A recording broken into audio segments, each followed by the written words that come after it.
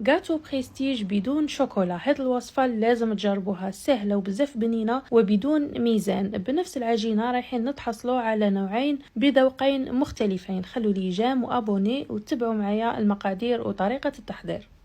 في ريسيبيون نديرو علبة تاع لا مارغارين ما يعادل 250 غرام، نزيدو رشة تاع الملح، كاس الا ربع سكر غلاس، 2 حبات تاع البيض وربع كاس تاع الزيت. الكاس المستعمل هو الكاس تاع 220 مليلتر. نضيفو لافاني ونخلطو هاد المكونات مع بعض بالباتور حتى نتحصلو على خليط يكون كريمي. ما لازمش يقعد البيض منفصل على بقية المكونات، ضربوا مليح حتى توصلوا لهذا القوام. في هذه المرحلة نقسم العجينة بالتساوي على 2. الجزء الأول نضيف له 2 مغارف كبار كاوكاو محمص ومطحون ومغرف كبيرة تاع الكراميل.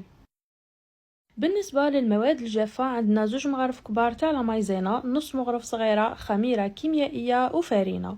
نلمو العجينة تاعنا بأطراف الأصابع فقط، ما نعجنوهاش وما نشفوهاش بزاف. العجينة لازم تكون بهذه الطراوة.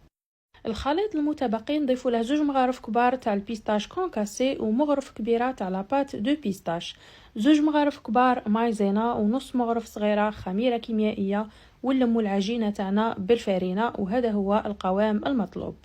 العجين لازم يكون طري وما تخافوش ما راحش يديفورما ولا يهبط في الفرن لانه رايح يطيب في القوالب. وشوفوا معايا هاد ليمول شعال شابين، فيهم ان بتي ديتاي من الفوق وفيهم تجويف صغير اللي تقدروا ديروا فيه التزيين ولا الحشوات. هاد المره رايح نطيب فيهم الحلويات تاعي، يعني رايح ندخلهم للفرن، لكن تقدروا ديروا فيهم ايضا الحلويات البريستيج اللي يكونوا بالشوكولا، يعطوكم شكل بزاف شباب. نوزن العجين كرات تاع 30 غرام. نرمد النوع الاول اللي بالبيستاش ولا بات دو بيستاش في الفستق اللي يكون كونكاسي ونديره في المول.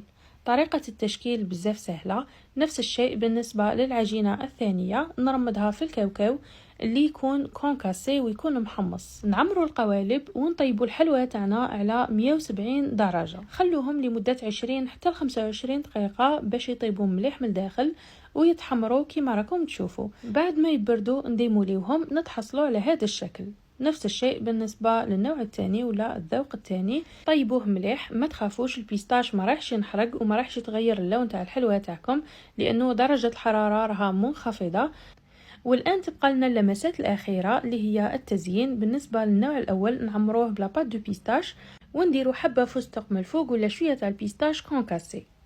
الذوق الثاني ولا النوع الثاني اللي بالكاوكاو زينته بالكراميل، درته في جيب الحلواني، استعملت اندوي كان لي ودرت هذاك البوشاج من الفوق. اذا عجبوكم الحلويات تاع نهار اليوم ديروا حفظ للفيديو، خلوا لي جام ورايكم في التعليقات وبارطاجوا لا فيديو باش تعم الفائدة. والسلام عليكم.